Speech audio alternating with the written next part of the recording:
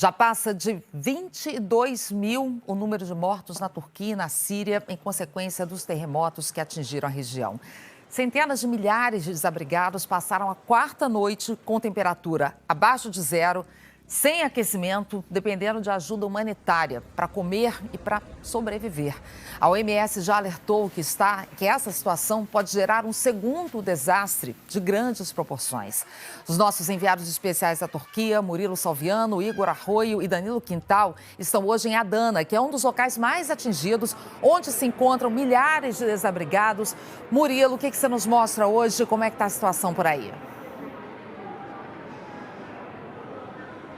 Oi, Ana, bom dia para você, para todo mundo que nos acompanha. A nossa equipe desembarcou hoje no sudoeste aqui da Turquia, nessa cidade de Adana. É uma cidade grande, mais de 1.700.000 habitantes, que também foi afetada pelos terremotos, pelos dois terremotos fortes que aconteceram aqui na Turquia, só que numa escala bem menor. É por isso que ela virou uma espécie de hub para receber os sobreviventes, os desabrigados. Então tem milhares de tendas como essas aqui espalhadas pela cidade, nas ruas, na prefeitura, nos parques. A gente está num dos principais centros, olha só, são tendas da AFAD, que é uma espécie de instituição pública aqui da Turquia que trabalha no gerenciamento de desastres, né? São tendas bastante simples, né? Assim, plástico, um pouco de algodão, cordas. Cuidado aqui, Igor, por gentileza. Vocês veem que as tendas são numeradas, está aqui o número 92, então as famílias vão chegando aqui nessas tendas e vão sendo cadastradas. Tem muitos voluntários também ajudando a esses desabrigados, então eles vão passando de tenda em tenda e vão perguntando o que essas pessoas precisam. Então, precisa de um medicamento ou precisa de uma bateria? Tinha um senhor agora precisando de uma bateria para colocar no aparelho auditivo. E como vocês podem ver, ó, as pessoas aqui, essas tendas, agora estão começando a ter eletricidade, mas até então não tinham. Então agora as pessoas estão fazendo essas fogueiras com madeira que elas vão pegando da rua. Esse local que a gente está aqui, ele fica fechado, então tem muita fumaça, até um pouquinho difícil respirar. Alguns pais estão inclusive levando as crianças para fora para passar o dia e depois trazendo elas de volta. Banheiro também é lá fora, são os banheiros químicos. A gente ainda não encontrou nenhum lugar para que as pessoas pudessem tomar banho. E aqui eles vão, conversam. Olha só, uma família chegando aqui, o pessoal cumprimentando, o pessoal aqui eles cumprimentando a gente. Olha só, Ana. E it's for Brazil, Brasília. E Brasil. Olha lá, dizendo que a gente é campeão. Então o pessoal aqui é muito, apesar de toda essa tragédia, de tudo que está acontecendo, são acolhedores com a gente. E Ana, antes da gente terminar, eu conversei mais cedo com o embaixador do Brasil na Turquia e ele me informou que o avião da FAB, que está trazendo equipes brasileiras, já desembarcou, já está aqui em solo turco, devem concentrar o trabalho em Kahramanmaraş, que é onde a gente estava ontem. São equipes de Minas Gerais, São Paulo e Espírito Santo. Equipes de resgate e alguns médicos também, Ana. É isso, Murilo. Apesar de toda a dificuldade, de toda a tragédia, esse acolhimento que você mostrou aí pra gente faz toda a diferença, né? A gente vê a família chegando, a criancinha ali atrás já sendo acolhida pelas pessoas que estão aí. Vamos seguir acompanhando. Obrigada, viu, pela sua participação ao vivo aí, direto da Síria, da Turquia. Bom, 4 dias depois desse terremoto tão forte, as equipes de resgate continuam retirando pessoas com vida ainda dos escombros. E a Cecília Malan tem alguns exemplos emocionantes de resgate para mostrar para a gente, né, Cecília? Bom dia. Ana, bom dia. São imagens que, ao mesmo tempo, esmigalham o coração, mas também nos enchem de esperança. 103 horas depois do primeiro terremoto, uma operação delicada desvencilhou esse menino dos destroços. Ele foi levado numa maca pelos socorristas que ainda voltaram para salvar a mãe dele também. Temos imagens também de um bebê de 10 meses que foi resgatado depois de 90 horas de espera e cuidadosamente transportado em um cobertor térmico até a ambulância. A falta de choro chamou a atenção. A mãe também sobreviveu. Na mesma cidade, Hatay, as heróicas equipes de resgate que trabalham sem parar ainda retiraram 6 pessoas com vida dos escombros. Em Gaziantep, um dos epicentros, bombeiros continuam trabalhando em silêncio para ouvir pedidos de socorro. 100.000 socorristas de mais de 70 países se juntaram aos esforços. Depois que a história de uma recém-nascida que foi encontrada nos escombros de um prédio ainda ligada à mãe pelo cordão umbilical correu o mundo, o hospital onde ela está internada foi inundado com ofertas de adoção. A mãe morreu durante o parto. Mas é um tio-avô que vai acolher a pequena Aya assim que ela receber alta. O nome em árabe significa um sinal de Deus.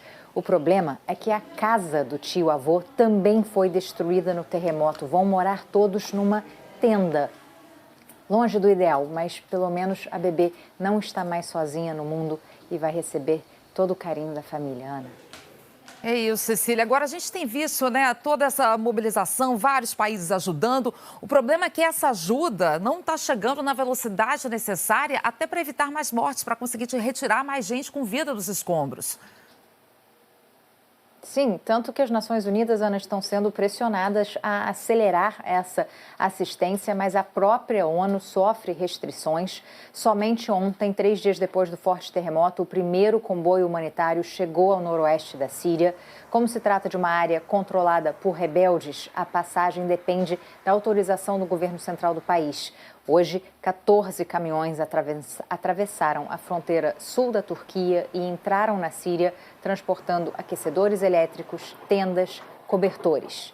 O presidente Bashar al-Assad visitou agora de manhã Alepo, uma das cidades devastadas pelo tremor. Ele é acusado de fazer política com a ajuda humanitária porque quer ser responsável pela entrega dos suprimentos, inclusive nas áreas que não estão sob controle do governo central.